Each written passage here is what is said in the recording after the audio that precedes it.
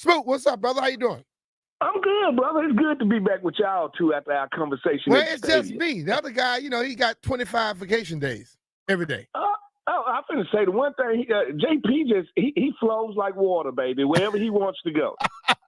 All right, Smoot. They finally picked their team. What were your thoughts on the people that they chose? And did you see anything that was kind of surprising to you? Well, I think the KJ Henry thing was surprising to all of us, considering that, his arrow was pointing up and every opportunity he got in the game, he got in and make plays.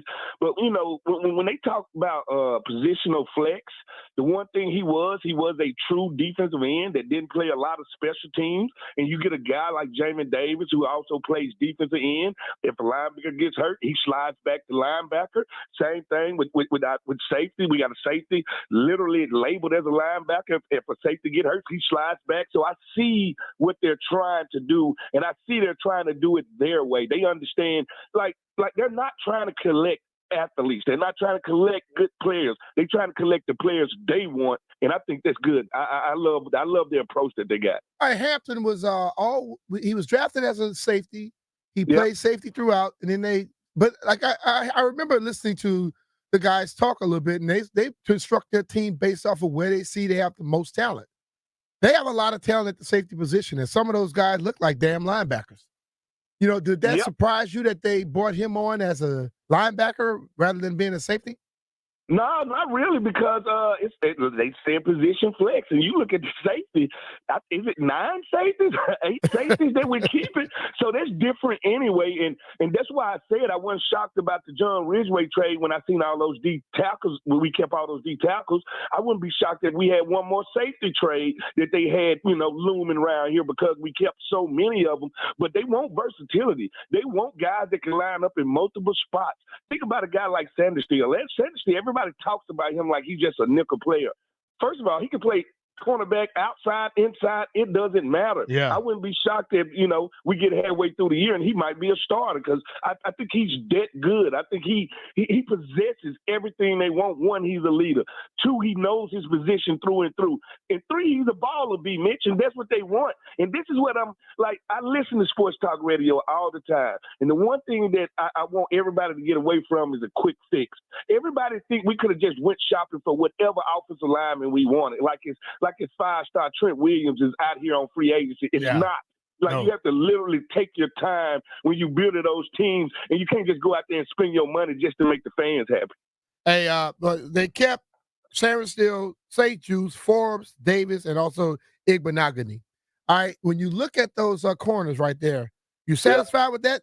And you think I want you to answer this question because everybody see the one play where Forbes gave up the touchdown in the game against, I think it was the Jets. Yeah. Everybody saw the one play where they had the touchdown on him in practice. But it was against the Miami Dolphins. But they did not see the 5 plays in a row where he's knocking balls down. Did you see him as an improvement this year? Oh, most definitely. He's improved a lot, man. Good coaching does that. Bad coaching make bad players. It's simple. Just like bad parents make bad kids. Yep. So at the end of the day, this guy understands I need to get better in every position. And what you got to understand about this defensive backfield, and you got to understand about this defensive coach and Coach Wick, he like guys that take the ball away. So if you got St. Juice on one side, St. Juice is a nullifier. He's not a guy that's known to get interceptions. So the guy opposite him, a la Emmanuel Forbes, has to be a guy that gets the ball back. And that's what rotation they want. And then you got another guy in Sandersteele who can also get the ball back. So at the end of the day, the only corner BMitch that ain't never got burnt for a touchdown is the corner that don't play. All right? It's a position. It's a position of failure. All right? It's like going to the batting. And you understand that all I need to do to go to the All-Star game is hit, 3 out of 10? Yep. I think it's 3 or 4 out of 10. So it's a position of failure, and people need to understand it's just not grade A cover corners on the market. We don't get to hit the market like that all the time. I think every time you go into training camp, there's always a great story. And from the moment this young man stepped on the football field, even in OTAs, you hear about his name. Then you start asking players about what guys showing up, ex-coaches. You hear the media talking. They kept saying Tyler Owens. Mm-hmm. How good can this kid be? Well, first of all, BMitch, he blew the combine up. I think he was maybe an inch away from the long jump record. I think he jumped a 43-inch vertical. ran a great – so he's a monster when it comes to athletics. The question with him is how fast would he catch on with the pro play calling? Well, it looked like he's doing damn good to me. There you go. So the thing about it is, and what he does on special teams, me and Logan was watching some special team clips, and he is just blowing stuff up. And he's making play after play, and he's making it routine. You know the one thing about the fastest way to make a team is through special teams and showing up each and every time the ball is kicked. And that's what he did. Then not only did he blow up special teams, when he got in at the safety position, this guy made plays. Yes. And he's another guy that you can slide down to safety, to big nickel, out to linebacker. He has that skill set. So he's a guy, get used to hearing Tyler Owens. Get used to hearing his name. Now the only thing I'm wishing for Tyler Owens is we get him out of that number 40. Because, you know, that's just terrible, BMitch. Why you say 40 is terrible? Hey, well, come on, BMitch. Suppose he's making it to something great. No, see, come think about it. You know, we as athletes, we look at each other, and the first thing we look at is what number is he wearing. Like you know, that's an athlete thing. So I want to see him in a 20 or something like that, or maybe a 10. You got to do the history though. Alvin Walton wore number 40, and no receiver wanted to go across the middle when Alvin Walton was sitting there. Oh, I can believe it. And all props to Alvin Walker, baby. But that was 1980. This is 2020. Like we need to just bring him back up to speed. And please don't y'all have no more freestyle battles up there. Please, no more freestyle battles. Y'all shamed us, all right? No, Jeff shamed us. That wasn't y'all. It was Jeff. It was Jeff. It was Jeff. Jeff, you let a whole culture down. Thank you. Thank you for what you did. Listen, so we have Fred Smoot joining us here on BMitch and Finlay, 106.7 The Fan on the Beck here, our guest line. Fred, another kid that I watched last year as he began to get more time, he began to flourish. And this year, he's playing even better. Another one that can play safety, play nickel, probably can play corner, Quan Martin. Yeah. What kind of jump has he had? He had a great jump. Like, you know, one thing that I think we set Quan back last year, not saying he had a bad year or anything, I thought he had a good year, was we was asking him to play three different positions. Yeah. This year, they saying you are a safety. All right? I want you to learn how to play safety in this position. I want you to learn how to communicate with the rest of the defense. I want you to learn how to set this defense up. I want you to learn how to understand where your blitz angle's at and where your tackle angle's at. And he's flourishing because they simplified it and said, no, you are a safety. I thought Quan had a great offseason. I thought he had a great preseason. And I think he's going to make plays. Quan is bigger and thicker than most people think he is, and faster than most people think he is. So look for him to be a ball hawk. That's why they moved him back there. Like, if you notice where they moving people at, they making sure they got guys that know how to get the ball back. And we got to be patient and let these guys grow. These guys are all youngsters. Besides 10, most of these guys are very much youthful guys, and they have to learn. And that's what we got to learn. We got to learn patience, first of all. We got to learn how to sit back and watch these guys grow. They told y'all we don't want to build this team through free agency. We want to build this team through the draft. And if we're going to build this team through drafts, that means some of these guys going to have to blossom, and we're going to have to wait for these guys to blossom. And Quan Martin, I look for him to have a big, big year. Well, you mentioned him, Jeremy Chin, a guy who looks like he should be playing outside linebacker or something like that instead of a safety. But then when you talk to him, he's soft-spoken. His uncle, Steve Atwater, who will knock your block off at any moment. How do you anticipate them using him? Because, you know, I can see, I'm looking at the kid, Javon Curse, I think his name was, in Dallas. Plays close to the line of scrimmage and back sometimes. I can see him being used very much like that.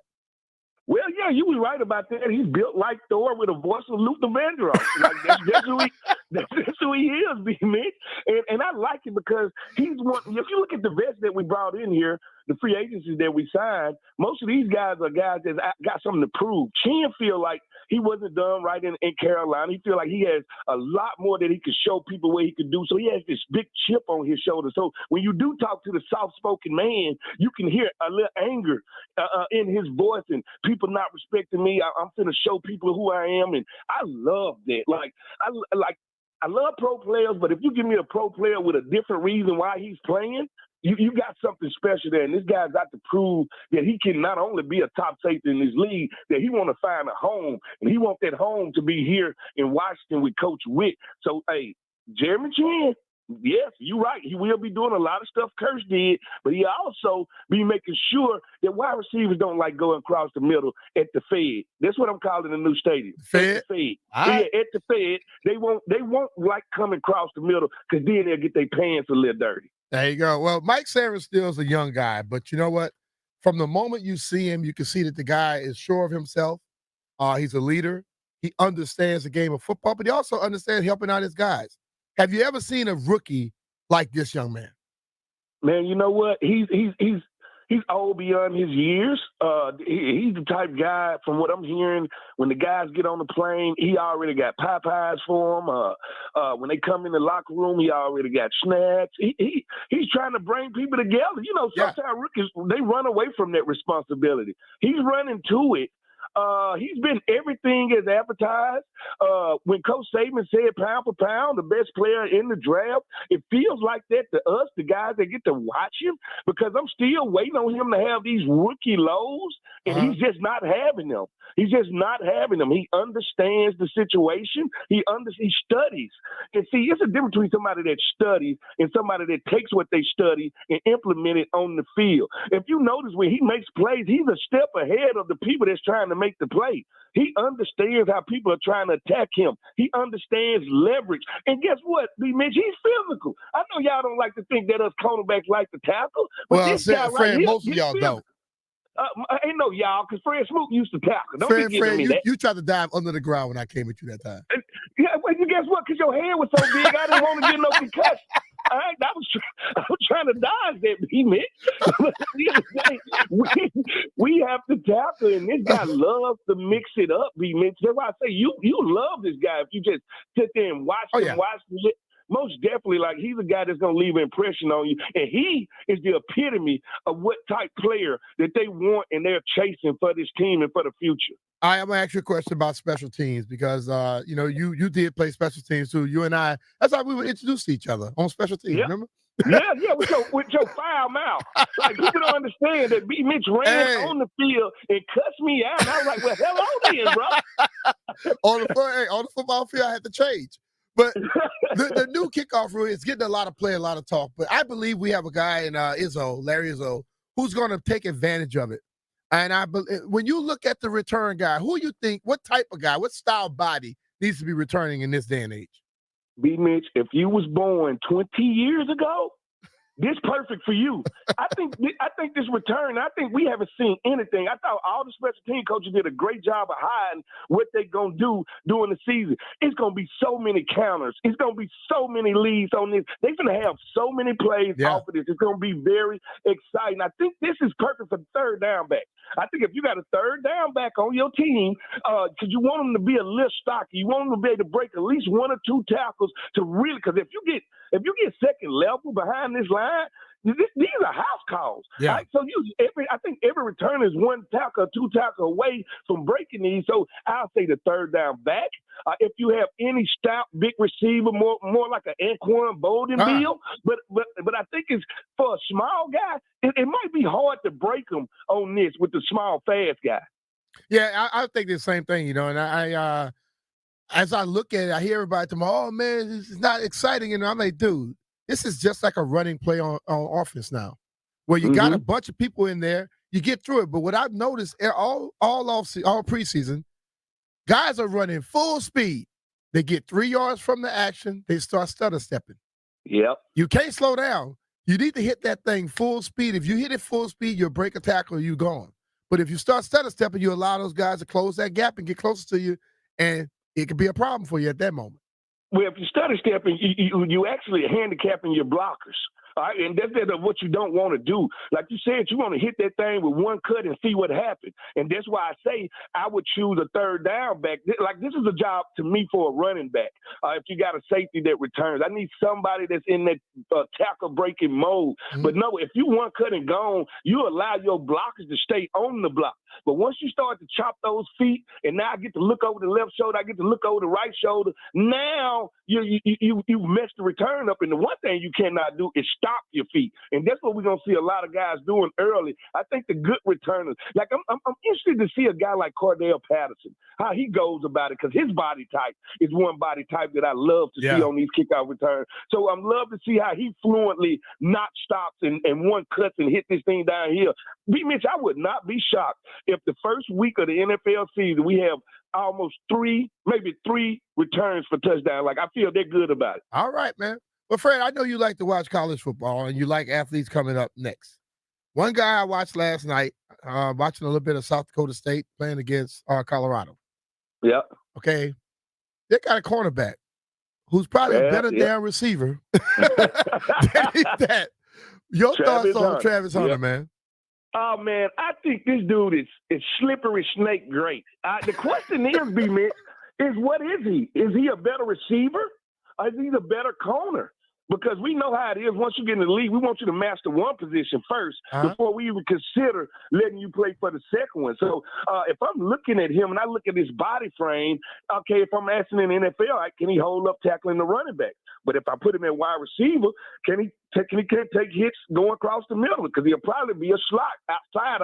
I might not see him being strong enough to get off jams outside. So myself, I think he's a true cornerback that just happens to play wide receiver also and probably can add into the return game. But he's one of the most well-rounded players I've seen in a long, long time. And when you got a coach that's giving you a chance to pull a Charles Woodson or a Champ Bailey to let you showcase that, now this is what I'm really shocked at, BMitch. Now, usually guys that play wide receiver and corner in college, we usually spot play at wide receiver, meaning you might get 10 plays. He is playing the whole game on both sides. On both sides. As I say, I know one thing I know about him, he's in damn shape. He's in shape, and from what I hear, he goes right to cryo after the games. He understands that every game he's going to play right at 130, 120. That's unbelievable. So don't doubt his stamina. Don't doubt his skill. Like, if I'm in the top 10 next year, he's a weapon that I'm trying to get, because guess what? He is one of one. It's one of him in this next draft. There's no other Travis Hunter in this draft. I'll be doing everything I can to get him. If you most players normally take a little something from different people that they meet. I would say every player needs to be watching Travis Hunter, because if you could go 130 games as fast as he goes on both sides of the ball, cryotherapy should be implemented into your game plan. Listen, because I live in it, dog. I love it. Yeah, no plays also. I enjoy seeing it, but I knew North Dakota was going to give them everything they want. We were talking about it in the meeting the other day. I was like, man, this is going to be a hard game. I'm sorry. These boys play football. People might look at them as cast-offs and people that didn't make Division I football, but you better buckle up your chin strap when you see that orange and green, that yellow and green coming.